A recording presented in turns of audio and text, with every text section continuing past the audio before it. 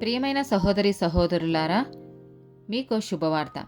2025 సంవత్సరంలో మొత్తం 365 అంశాలను మీతో పంచుకోబోతున్నాము. జనవరి 1వ తేదీ నుండి ప్రతిరోజు ఒక అంశము మరియు దానికి సంబంధించిన వాక్యమును పంచుకుంటాము.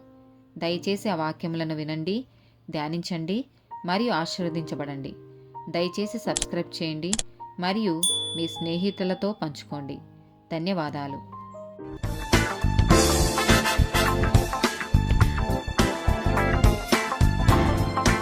164th డే టాపిక్ ద్వేషాలు.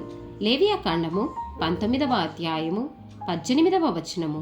కీడుకు ప్రతి కీడు చెయ్యకూడదు, నీ ప్రజల మీద కోపముంచుకొనక నిన్ను వలె నీ పొరుగువానిని ప్రేమింపవలెను, నేను యెహోవాను. ఎఫెసీయులకు రాసిన పత్రిక 4వ అధ్యాయము 31, 32 వచనాలు. సమస్తమైన ద్వేషము, కోపము, క్రోధము, అల్లరి, దూషణ, సకలమైన దుష్టత్వము మీరు విసర్జించుడి. ఒకని ఎడల ఒకడు దయ కలిగి కరుణాహృదయులై క్రీస్తునందు దేవుడు మిమ్మును క్షమించిన ప్రకారము మీరును ఒకరినొకరు క్షమించుడి.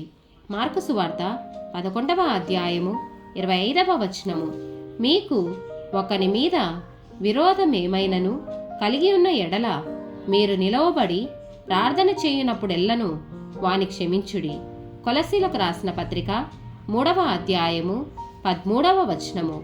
ఎవడైనను తనకు హాని చేసెనని ఒకడనుకొనిన ఎడల ఒకనినొకడు సహించుచు ఒకనినొకడు క్షమించుడి. ప్రభువు మిమ్మును క్షమించినలాగున మీరును క్షమించుడి. రోమీలకు రాసిన పత్రిక 12వ అధ్యాయము 19వ వచనము. ప్రియులారా, మీకు మీరే పగ తీర్చుకొనక దేవుని ఉగ్రతకు చోటీయుడి.